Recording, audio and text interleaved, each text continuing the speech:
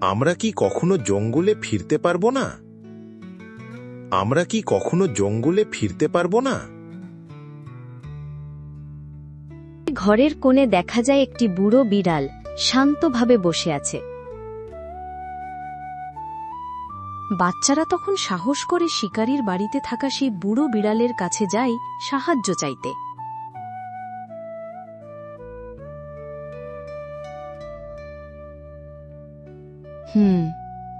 তোমাদের কথা শুনে মন কেঁদে উঠল।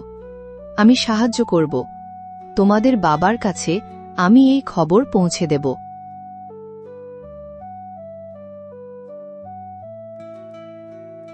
অন্ধকার রাতে নীরবে বিড়ালটি পৌঁছে যায় সিংহের কাছে।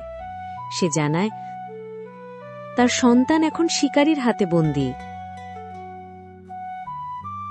আমার সন্তান, আমি তাকে ফিরিয়ে আনতেই হবে।